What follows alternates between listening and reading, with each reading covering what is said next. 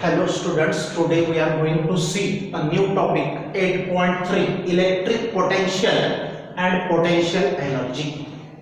Electric potential means when a single charge is placed in a vacuum, then it shows its effect of repulsion or attraction on any other surrounding charge. That means that charge has some potential. Potential म्हणजे दाब. If you increase the magnitude of the charge, if first one is of 1 coulomb charge, then if you increase 5 means total charge is of 5 coulomb, then its a potential increases. Potential means its energy to repel or to attract any other charge when that charge is brought in the field of this charge. So this is the general idea of potential. Here, gravitational potential we have seen in the previous year 11th, gravitation, in the chapter gravitation, gravitational potential. This question is not very much important for examination point of view, but just to know the idea of potential, electric potential, gravitational potential. Means from for example, if a stone is picked up by you and rise its height in the opposite direction of gravity, then that stone acquires some potential energy increases. So what is gravitational potential? This one is not important for examination point of view, just it is recall. But can you recall, these questions may be asked for 1 or 2 marks, no doubt. But few questions I am telling while teaching, I am telling the importance of the question also for the examination point of view. And in that sense, you have to prepare that question. What is gravitational potential? आता बघा, the gravitational म्हणजे गुरुत्वीय दाब. जसं एखादी वस्तू वरती फेकली तर अर्थ तिला उडूनच घेते, कारण पृथ्वी कडे ग्रॅव्हिटेशनल पॉवर आहे, बरोबर. The gravitational potential energy of A system of earth and mass m. आता सिस्टम सपोज ही अर्थ आहे आणि या अर्थवर हा स्टोन पडलेला आहे. या स्टोनचे मास m आहे, अर्थचे मास कॅपिटल M आहे आणि याचं डिस्टन्स इथून r इतकं आहे, सेंटर टू दॅट ऑब्जेक्ट. हा स्टोन पडलेला आहे आणि सेंटर ऑफ अर्थ पासून त्याचे अंतर किती आहे r. मास स्टोनचा किती आहे, स्मॉल m. अर्थचा मास किती आहे, कॅपिटल M. तर ह्या अर्थच्या मासवर पोटेन्शियल अवलंबून असते. जसं पृथ्वीचा हा स्टोन तुम्ही तिच्यापासून हिसकावून दुसरीकडे अशा ठिकाणी घेऊन चालले तर तुम्हाला काहीतरी एनर्जी लागेल. पण मास जर कमी असेल, फॉर एक्झाम्पल मूनवरचा स्टोन तुम्ही इझिली घेऊन जाणार हलकेपणाने, पण अर्थचा स्टोन घेऊन जायला जास्त एनर्जी द्यावी लागेल. असं का, तर potential depends on mass of the अर्थ ऑल्सो. हे आहे. तर बघा, the gravitational potential energy of A system of earth, he system आहे अर्थ आणि अँड एनी मास m. हे कोणतेही मास आहे, स्टोन आहे, काहीतरी पडलेलं आहे, ॲट अ डिस्टन्स r. तो मास किती अंतरावर आहे, स्मॉल r इतक्या अंतरावर आहे from the centre of the earth is given by. तर potential, gravitational potential energy is denoted by letter capital U and it has formula minus gmm upon r. आता हे मायनस का आहे, तर या ठिकाणी पोटेन्शियल चेक करताना अर्थचं आपल्याला ऑपोजिट टू ग्रॅव्हिटेशनल फील्ड जावं लागतं, म्हणून निगेटिव्ह साइन, बरोबर. तर मायनस gmm अपॉन r हा फॉर्म्युला लक्षात ठेवा. Potential, gravitational potential energy. G म्हणजे universal gravitational constant 6.67 × 10⁻11 newton metre square per kg square. Universal gravitational constant. Mass of the earth माहिती तुम्हाला. त्याच्यानंतर स्मॉल स्टोनचा मास आहे m आणि हे distance between center to center त्यांचं डिस्टन्स आहे r. याला थोडं वेगळं केलं आपण -gm/r. हा मास स्मॉल m वेगळा केला तर याला v पोटेन्शियल एनर्जीला v अक्षराने कॅपिटल v अक्षराने सुद्धा दर्शविलं जातं. Potential energy of earth at a distance r. Potential आता या मासवर कोणाचं पोटेन्शियल आहे, दाब आहे, कोणाचा हक्क आहे की त्याला कोणी हिसकावून घेऊन जाऊ शकत नाही त्या स्टोनला. या या अर्थच चालता येते त्याच्यावरती. मग ही जे अर्थ आहे तिचं पोटेन्शियल हे याला ह्या लेटरने पण दर्शवतात. याचा अर्थ समजला का, पोटेन्शियल एनर्जी ऑफ अर्थ किंवा gravitational potential of earth at a distance r. आणि हा आहे स्मॉल m जसाच्या तसा याच्या बदल्यात हे लिहिलं. आता द फॅक्टर, हा जो फॅक्टर आहे ब्रॅकेटमध्ये -g∠M/r, हा म्हणजेच हा m जसाच्या तसा याच्या बदल्यात हे ठेवलं. इज डिफाइन्ड ॲज, ह्या फॅक्टरला काय म्हणतात, द फॅक्टर. हा एवढा जो फॅक्टर आहे जे पण त्याची व्हॅल्यू असेल तर is defined as the gravitational potential of earth. याला ग्रॅव्हिटेशनल पोटेन्शियल ऑफ अर्थ म्हणतात at a distance small r from its centre, म्हणजे अर्थच्या सेंटर पासून. As the potential depends only upon the mass of the अर्थ. Potential कोणावर अवलंबून असते, मास of the अर्थ, and does not depend on the mass of the object. What ever may be the mass of the object, potential energy depends on the mass of the अर्थ and location of the object. आणि त्याचं अंतर, location म्हणजे काय, अंतर, तो किती अंतरावर आहे अर्थपासून त्याच्यावर अवलंबून असते, location of the object. And it is same for any mass m. हे मास तुम्ही m ठेवा का डबलचं ठेवा त्याच्यावर अवलंबून राहत नाही किंवा सेम राहते. म्हणजे हा मास तुम्ही इन्क्रीज केला स्टोन तरी पण ते सेमच राहील पोटेन्शियल, ग्रॅव्हिटेशनल पोटेन्शियल. हा लक्षात ठेवा. असे पॉइंट नीट JEE ला बारकाईने विचारले जातात. आपण काय शिकलो, मेन गोष्ट नुसतं आन्सर प्रिपेअर करायचं, लिहून यायचे, मार्क मिळवले म्हणजे मी हुशार आहे असा अर्थ नाही.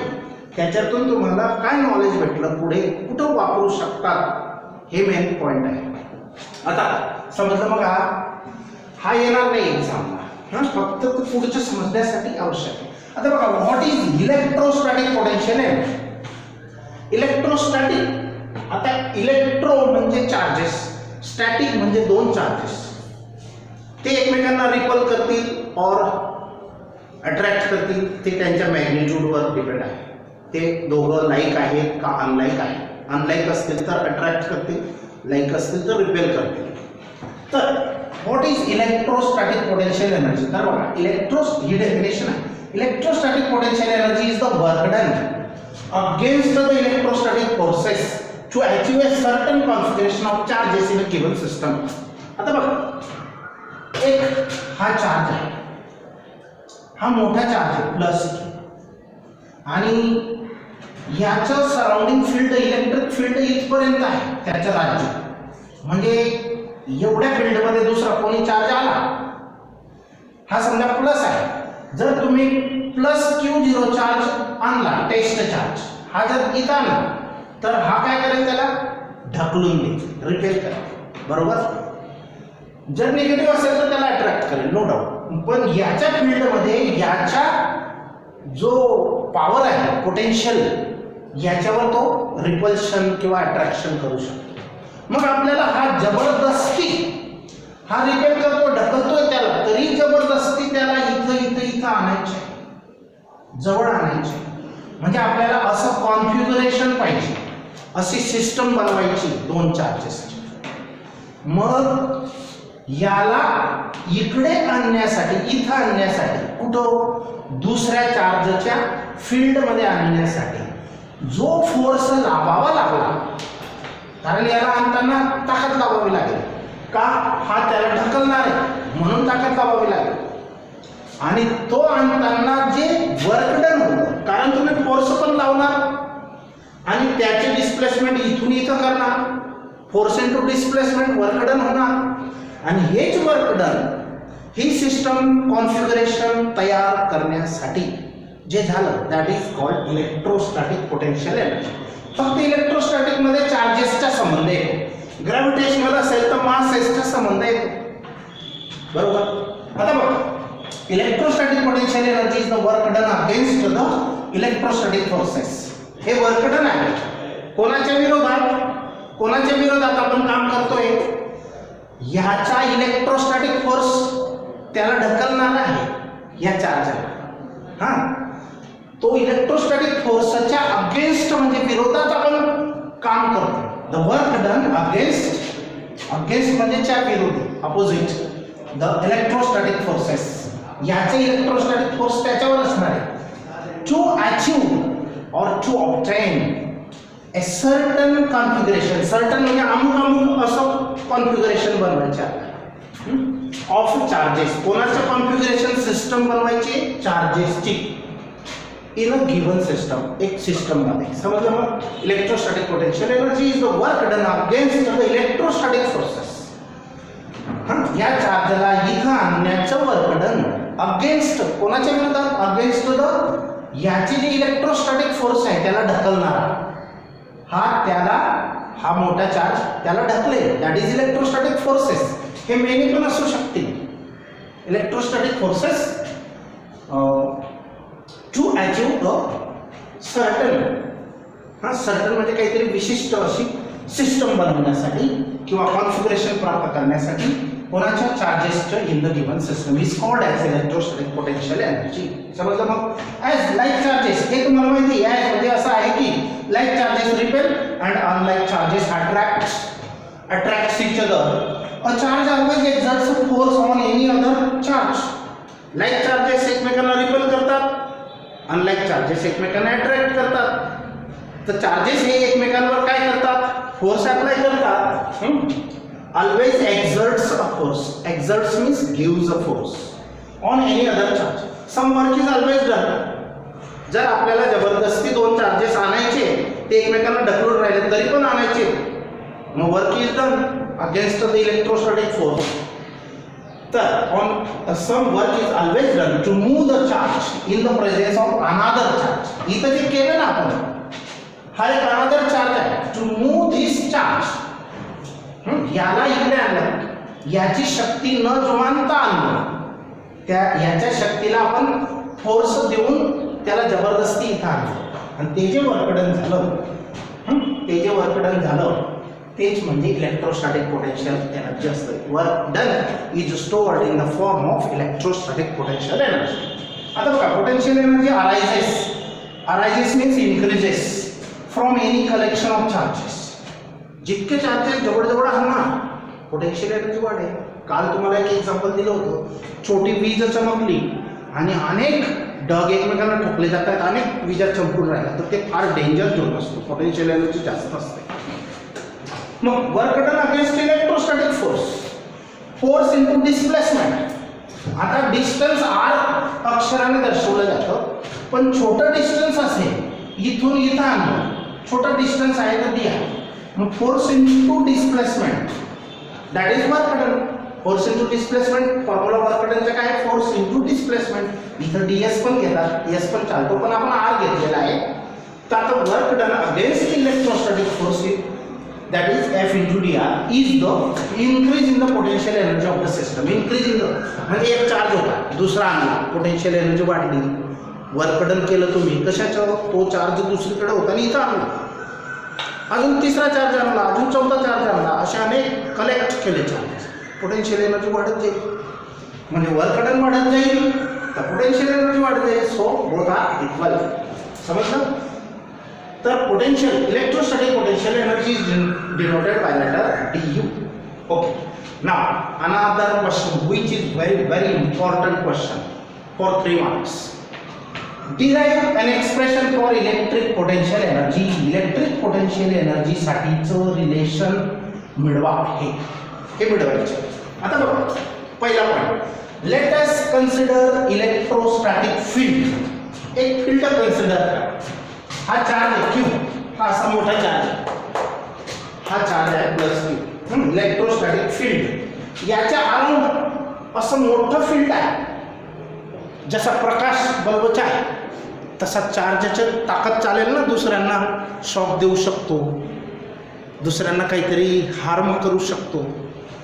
मग तर consider electrostatic field due to the source charge plus Q. हा सोर्स चार्ज प्लस क्यू म्हणजे याची हुकूमत जास्त आहे, राजासारखा आहे. Plus Q place at O. कुठे ठेवलेला आहे? ओ या ठिकाणी ठेवलेला आहे. हे ओ या ठिकाणी आहे, बरोबर. Let a small charge plus Q0. हा एक Q0 चार्ज आहे, स्मॉल चार्ज. याला टेस्ट चार्ज असंही म्हटलं जातं, टेस्टिंग करण्यासाठी. याची शक्ती याला याच्यावरून चेक करायची, याला ढकलत जायची. तो किती याला या Q0ला तिकडे तिकडे ढकलताना तुम्हाला जाणवेल की हा Q किती आपल्याला जाऊ देत नाही, विरोध करतो आणि यालाच वर्क डन होणार आहे. आता बघा, मग let a small charge plus Q0 be brought म्हणजे ब्रेनचा भूतकाळ, ब्रॉड आणला from a point A to point B. A या ठिकाणी तो आधी होता प्लस Q0. कुठं होता आणि कुठं आणायचा? इथं आणायचा, इथून इथं आणायचा. मग एकच दम मध्ये येऊन गेलं का? इथून उचलला आणि इथं ठेवला असं नाही, थोडंसं सरकला, थोडंसं सरकला, थोडंसं सरकला, थोडंसं सरकला. असे डी आर सारखे अंतरे, डी आर सारखे अनेक छोटे छोटे अंतरे मिळून हे टोटल ए बी डिस्टन्स बनणार आहे. तर be at respective distances R1 आणि R2. हा बी किती अंतरावर आहे? R1 सेंटर ओ पासून. ए किती अंतरावर आहे? अरे काहीतरी मिस्टेक, R2 असेल ते. हे R2 आहे, सॉरी, हे R2 आहे आणि हे R1 आहे. हे डिस्टन्स R2 आहे, हे R1 आहे. At respective distances R1 and R2 from O against the repulsive forces on it. Repulsive forces कोण देणार आहे? Plus capital Q on it as shown in the figure. आता बघा, ही फिगर आहे. हा टेस्ट चार्ज प्लस Q0 आहे असा, हा मोठा चार्ज आहे plus Q. Work done against the electrostatic force Fe. Electrostatic फोर्सला कोणत्या अक्षराने दर्शवतात? Fe, vector Fe. Electrostatic force in displacing the charge Q0. Work done check करायचे आपल्याला. कोणाला डिस्प्लेस करत असताना? In displacing a small charge Q0ला इकडे इकडे इकडे आणताना वर्क डन मोजायचे आहे. Through a small displacement dr. एवढीच डिस्प्लेसमेंट करून पाहू किती वर्क डन होतं आणि त्याचे इंटिग्रेशन केलं तर टोटल वर्क डन मिळेल. तर displacement dr appear as an increase in the potential energy of the system. तर बघा, हा चार्ज A या ठिकाणी आहे, याचा काहीतरी दाब याच्यावर आहे, पण याला इथून इथं आणलं तर पोटेन्शियल एनर्जी वाढली, कारण जितकं क्लोज येणार आहे तितकी पॉवर त्यांची वाढते ना. तर मग potential energy du, increase in the potential energy of the system, du is equal to force into displacement. तोच फॉर्म्युला आहे, force into displacement is the. फक्त नोटेशन बघा, इथं फोर्स कोणत्या प्रकारचा? इलेक्ट्रोस्टॅटिक आहे म्हणून हा जनरल फोर्स होता, हा इलेक्ट्रोस्टॅटिक फोर्स आहे आणि डिस्टन्स dr. मग याला आपण dot product of two vectors केलं तर हा ॲरोज कॅन्सल होते, Fe इंटू dr आणि इथं मायनस साईन येईल. का? कारण negative sign is due to opposite direction of Fe and dr. Fe कसा आहे? असा, आणि dr म्हणजे तिकडे डिस्प्लेसमेंट आहे. dr डिस्प्लेसमेंट वेक्टर क्वांटिटी असते. फोर्स ऑफ रिपल्शन म्हणजे Q याला ढकलत आहे तिकडे, आणि तरी पण आपण जबरदस्ती त्याला तिकडे घेऊन जातोय, म्हणजे डिस्प्लेसमेंट इकडे आणि इलेक्ट्रोस्टॅटिक फोर्स इकडे. म्हणजे Fe आणि dr यांचे ऑपोजिट डायरेक्शन असल्यामुळे निगेटिव्ह साईन द्यावं लागतं. दुसरी गोष्ट, आता इथून इथं आणलो इतकी पोटेन्शियल एनर्जी वाढली, increase in potential energy D. कुठून कुठं आणलो तर आपल्याला तिथून इथं आणायचं आहे त्याला. इथून हे थोडंसं काम करून पाहिजे, इथून याला इथं आणायचं म्हणजे डिस्प्लेसमेंट R1 पासून R2 पर्यंत आणायचे. मग इथं लिमिट ऑफ इंटिग्रेशन काय असतात? R1 to R2. Limit of integration R1 to R2. आणि कोणाची सम करणार आहे? छोटासा ढकललं डी यू एनर्जी प्राप्त झाली, वाढली त्या सिस्टमची. अजून छोटंसं वाढवलं, असे डी यू प्रत्येक डी आर एवढ्या छोट्याशा डिस्प्लेसमेंटला डी यू एवढी एनर्जी वाढत आहे. मग आपल्याला टोटल इथून इथं पाहिजे आणताना किती एनर्जी वाढेल from A to O direct. मग काय करावं लागेल, integration sum of all small increasing potential energies. मग R1 to R याला चेंज म्हणतात. हा डेल्टा मीन्स अ डिफरन्स और change in internal potential energy. मग या डी यूची व्हॅल्यू आपण तयार केलेली आहे ही minus F into D R. कुठं केली मायनस साईन आहे, त्याच्यानंतर लेट इट इक्वेशन 1 या डी यूची व्हॅल्यू इथे टाकली. हे लिमिट ऑफ इंटिग्रेशन जसे येतं तसं, बरोबर. आता दुसरी गोष्ट बघा, दुसरं equation electrostatic force between two charges separated by distance R is. आता आपण दोन चार्जेस घेतो 11वी मध्ये कुलम्ब्स लॉ शिकलो आपण. हा Q1 चार्ज होता, हा Q2 चार्ज होता, त्यांच्यामधलं डिस्टन्स r होतो. तर त्यांच्यामधला फोर्स ऑफ अट्रॅक्शन और रिपल्शन हा आपण कोणत्या पद्धतीने लिहितो, 1/4 pi epsilon 0 Q1 Q2 upon r square असं लिहितो. सर दोनच तर असं लिहितो, बरोबर. दोन चार्जेस मधला इलेक्ट्रोस्टॅटिक फोर्स म्हणजे कुलम्ब फोर्स. मग यांच्यामधला कसा लिहिणार, या दोन चार्जेस मधला हा 1/4 पाय एप्सिलॉन 0 जसाच्या तसा. Q आणि Q0 हे दोन चार्जेस आहेत. Q1 Q2 च्या जागेवर कोणते घेतो आपण, Q आणि Q0 घेतोय, बरोबर. आपण डिस्टन्स त्यांच्यामधला r स्क्वेअर, हा r कॅप युनिट वेक्टर आहे. आता इथे निगेटिव्ह साईन का आलं, तर स्मॉल r आणि Fe r आणि Fe यांचे डायरेक्शन ऑपोजिट आहे म्हणून, बरोबर. आता लक्ष द्या, सबस्टिट्यूट इक्वेशन 2 in 1.